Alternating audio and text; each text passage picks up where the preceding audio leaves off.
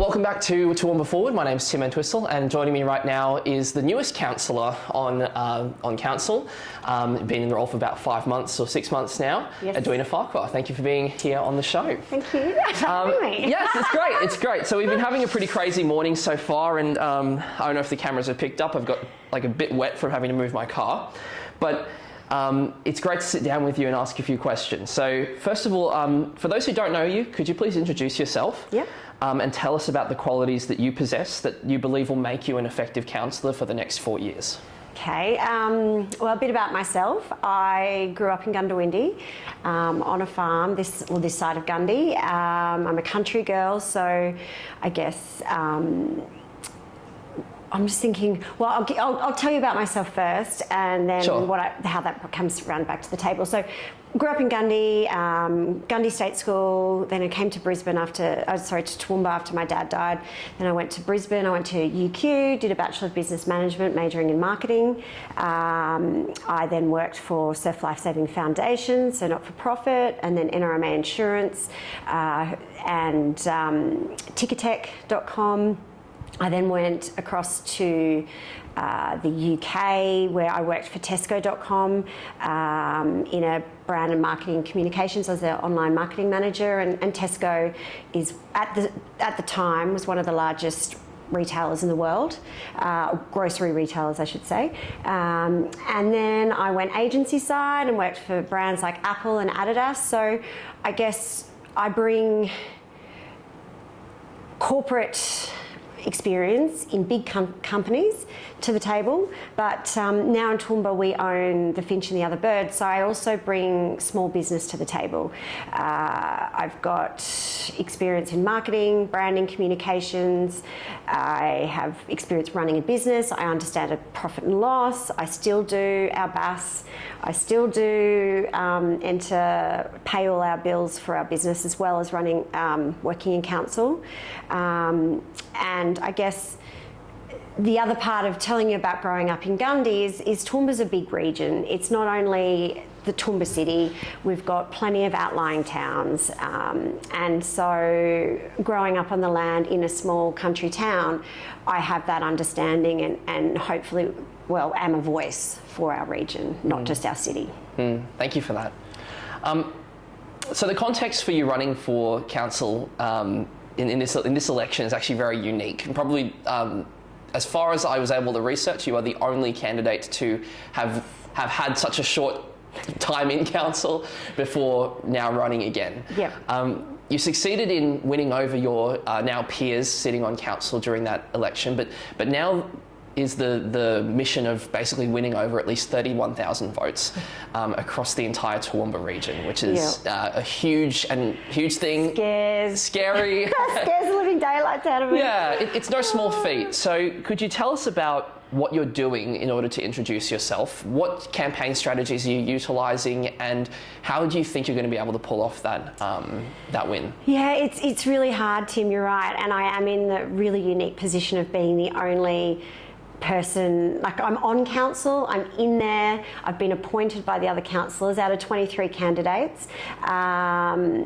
But now I have to run through the whole hoops of campaigning. And I mean, who in their right mind would go for a job where you have to actually pay to advertise yourself in the hope that you're going to get in and then get in and then, you know, make these decisions on behalf of the community. And sometimes you win, you know, you can't, not everyone's going to be happy with your decisions all the time. Sure. You always try and make the best decisions for the community, but they're not always going to be happy with them. Well, most people, you know, some people are happy, some people aren't, depending on what side of the fence. But, you know, campaign-wise, I'm doing the traditional core flutes, which again is really intimidating, seeing your face on, you know, all around town. Relying on my social media, really, and just trying to get out and meet as many people as I can. Yeah, it's just that face-to-face contact. I've just come from the dog park at Garnet Lehman, where I was there for an hour and a half this morning, just meeting different people in the dog park and having chats. So just trying to get out. It's exhausting, but doing what I can. Yeah, great. That's great to hear. So in your going out and meeting people, having face-to-face conversations, what do you think is the biggest council-related issue that you've been hearing from people? Yep. And what are you hoping to do to address them? Yeah, it's interesting. There's a number of different issues, but one that I'm hearing quite loud and clear is sometimes it's hard to get things done. People find it hard to, I guess, I suppose with getting things done, I mean, they can call our service centre and people always get back to them, but it's just the time it takes and I won't say red tape, but people find it frustrating that it's quite difficult sometimes to deal with council because of all the different systems and processes, and that's what I'm hearing. So to help address that, if I was re-elected, I would like to work within our teams to try and help make things a bit more efficient and make it easier for people to contact us and just get things done. Yeah, thank you. That's a really great lead into the next question that I had, which was the fact that your businesses that you have started and with your husband, you've it's basically Toowoomba success stories. You know, the I Cooked, the Finch, the Other Bird, even starting with Domino's Westridge. In the past 10 years, though, residents have seen some significant upgrades to places like Grand Central, which has now taken up a very significant portion of the Toowoomba CBD, and actually most of the revenue comes in and out of Grand Central now. That also has increased the amount of competition from national and even multinational businesses going up against small business, and also even getting rent inside of Grand Central can be seen as quite a hurdle for a lot of small businesses wanting to start. So with this sort of increased competition potentially being a deterrent, how will you as a councillor ensure that others can have a business success story like yourself in the Toowoomba region? Yeah, good question. Look, we have found Grand Central opening initially. My biggest concern as a resident and a business person was it would suck the life out of town, a bit like Indooroopilly in Toowong, but it is there. It has brought all of these big brands to town, and people do find it easy because there's free parking in there and easy to get around and do everything in one spot. I find sometimes town is hard to get around in, and I, as a councillor, would like to make it easier. Parking is always obviously a really big issue in town, and everyone's got their different theories on what we should and shouldn't do. The traffic light system within town, I think, is also, it's really slow, and I actually find it really hard to get through town, and I just think we should make it easy for people. Easy for people to get around, easy for people to get to businesses. I would love to see more people living within our CBD, and therefore, once we have higher density and more people living in town, those people will then need to eat, shop, they can walk to work, so we're getting the cars off the road, we're getting more people through these local businesses here within our CBD, but also more people living within the regions as well, right in the town centres. We've got a huge population boom coming, and obviously that more people will lead to more people needing more goods and services. But yeah, I'd love to see more higher density living in our town to help just feed those businesses, and create like a little microcosm you've got, and then everything sort of just keeps helping each other. Yeah, great. Thank you for that.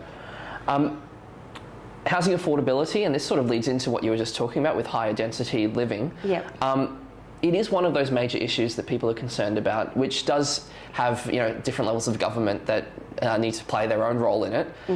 But on council's side of things, what does council have to do, and what role does it have to play, if you believe there is a role that they have to play, in making houses affordable or available for locals? And that does throw it into that question of high density living and whether or not you support it, which sounds like you do. Yeah, I do. I do. I support that, and I guess I've lived in, I mentioned I worked in the UK and I lived in London, and you've got these beautiful big parks, and then, everyone, I mean, I don't expect us to have 3 stories all around Toowoomba, but right here in town, if we could have, there's a few development applications coming through at the moment, and everyone would have read them, about them in the Chronicle, that are looking at higher density and taller buildings, and I think you get those beautiful views, but you also get more people, and just more accommodation for people. So I think we just need to look at making it easier for people to build here, and without the urban sprawl, though. I'll go back to my country roots, but I just, we need to look after our prime agricultural land, because that is so important to our region, and then create this higher density where people can live, preserving, I'm not saying units everywhere, preserving some suburbs where people buy larger blocks and they buy that lifestyle, but in other areas creating more housing, and therefore hopefully helping affordability. Okay, thank you. Sustainability and responsibly managing our environment is top of mind as well for many ratepayers. What are your convictions in regards to climate change, and whether or not council has a role to play in it? Oh, I think council definitely has a role to play in it. We're one of the largest businesses in the region, if not the largest. We are one of the largest employers. I think the triple bottom line is really important. We need to look after our environment. We need to be a leader. The world is warming, and that scares me for the future of my children, just looking at how it's affecting lots of different habitats and ecosystems, and just the heat that it's generating. We've had this really hot summer, but I think council absolutely should look at, and does already look at, green, just becoming greener, greener infrastructure. Out at Charlton, we've got all the solar panels out there now, and it's run on solar. We've got some electric lawnmowers now out and about, and taking the heat from the dump, I shouldn't call it the dump, the heat from our rubbish, and harvesting that gas to then power, using that gas to generate power. So it's definitely on the agenda. It's already started, and I would love to see it become more so. Sure, okay. And as a follow-up, in principle, in terms of putting those sorts of restrictions or new innovative ideas, in principle, do you support the use of travel restrictions on Toowoomba region residents as a means to reduce carbon emissions? For example, limiting residents' ability to travel outside of their suburb? Ooh, I believe everyone should be able to travel wherever they'd like. Yeah. So, no, I don't personally support travel restrictions. Yeah. Okay. Thank you. So switching over to crime across the Toowoomba region, it's has skyrocketed. And while council has no say in the management of the Queensland Police Force or can legislate fines, prison time, etc., how can council actually contribute to a safer Toowoomba region? Yeah, that's really tricky. It is a state government-run initiative, but council works with a lot of local groups already, and I guess we could continue. If I was to be voted in, I would encourage council to continue working with those different groups, crime groups, that do support reduction in crime, 100%. Yeah, great, thank you. So as the Toowoomba region moves forward into the future, residents are concerned about the rich traditions of our culture and our community being sacrificed for our bold ambitions. These concerns were actually most recently highlighted with the decision on the Clive Berghofer Stadium upgrades that would necessitate the demolition of a 131-year-old tennis club and bowls club. Can you explain to us what happened in the room there and where you stood on it, and how the council can assure residents that our rich traditions will be preserved in the face of those changes? Yep, sure. Well, firstly, we didn't vote for demolishing the clubs that are on that land. Sure. What we voted on was presenting a paper to the Queensland government, the state government, on what would occur, or how, if the question was, if the state was to invest $80 million into our community at that stadium because they own it, what would be the return on investment for the community and the future legacy? It hasn't gone, they're working out where they're going to spend their money, what stadiums, where around stadiums around the state would work. Part of the Olympic, from the get-go, they've been looking at using existing infrastructure and upgrading that, which is why they are looking at the Clive Berghofer Stadium. But they're also not only looking at that, they're looking at creating bringing the equestrian to Toowoomba and looking at potentially using the airport out at Wagner's, the airport... the Well Camp. Well Camp, that was built by the Wagners, using the airport as a place to, fly the horses in. We can quarantine them here on the Downs. We could turn our showgrounds into a world-class facility for show jumping, cross-country and dressage. And with each of those horses, but not only for the Olympics, but the legacy, with racing as well. We've got a brilliant, flourishing racing community here on the Downs. So they asked us to look at those two elements, and if they were to spend that money, what legacy that would leave for the future of our community. They also, I just want to say that the state government also owns the land across the road from Clive Berghofer Stadium. It owns the Cobb & Co Museum, the TAFE, and all of that land. And I, if this stadium was to go ahead, I would 100% advocate for those clubs to be moved just over the road. They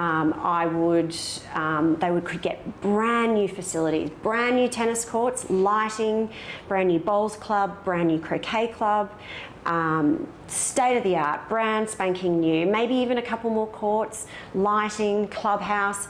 And what a precinct that could be. You've got this amazing stadium that could open onto Queen's Park, Lindsay Street. And then beside it, you've got this brand new, it's a whole sporting facility, whole sporting infrastructure. The school over the road could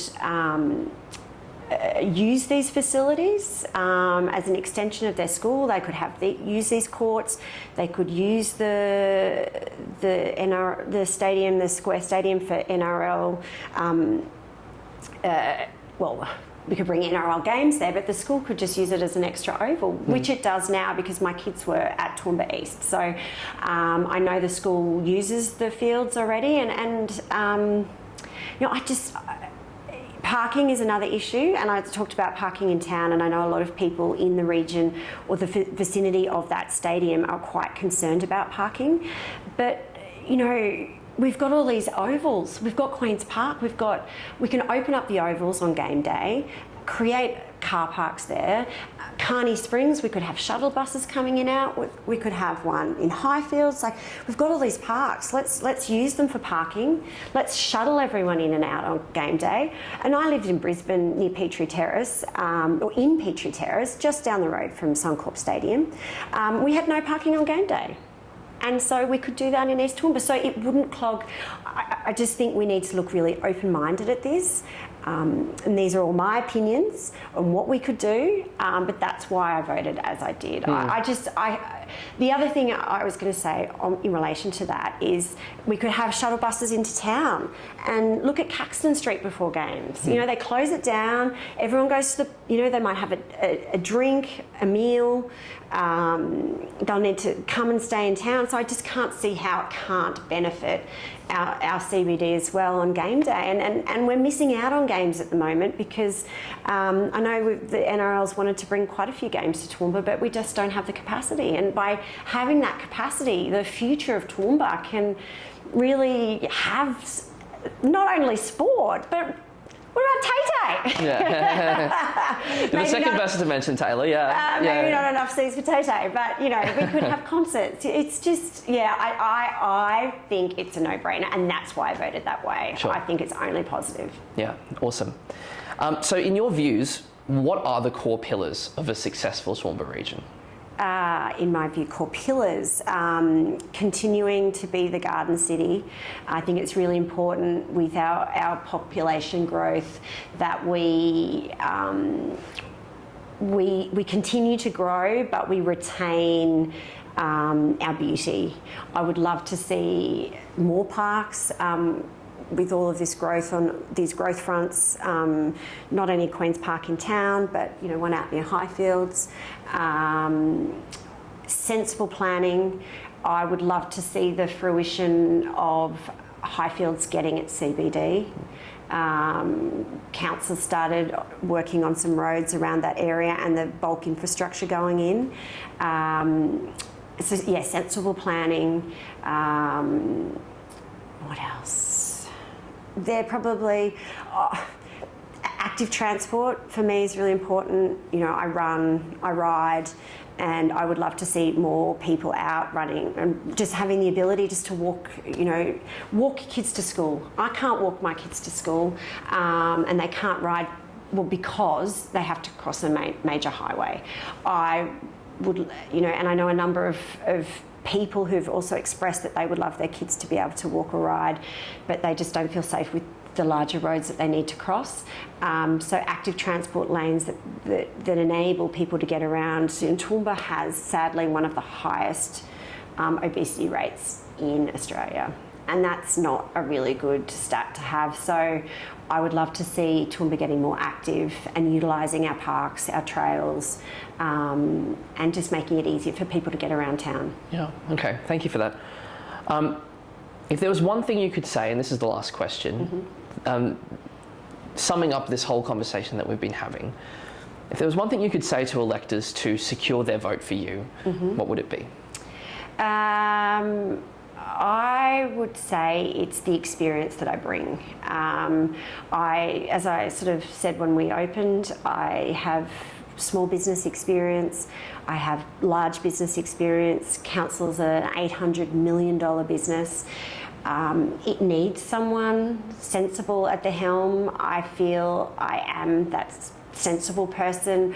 I am a community-minded person. I often volunteer, at Little Athletics. I volunteer at school, so I have an ear to the ground. I speak to my customers on a daily basis. I employ a large number of people, and I feel like I've really got a good grasp on community issues, but my ear is always open, and I'm a doer. I like to get things done. I like to, I just have the community at forefront, and I just believe that it's such a large business with so many people employed, and also looking after this whole, our water, our waste, our roads, which are really critical infrastructure, needs.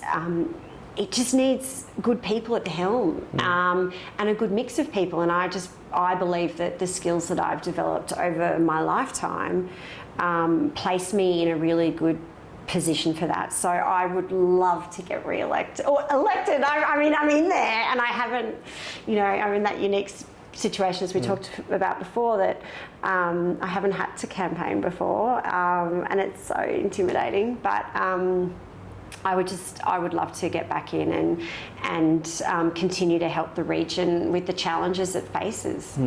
Great. Edwina Farquhar, thank you so much for your time. No worries. Thank Thanks, you. Tim. Cheers.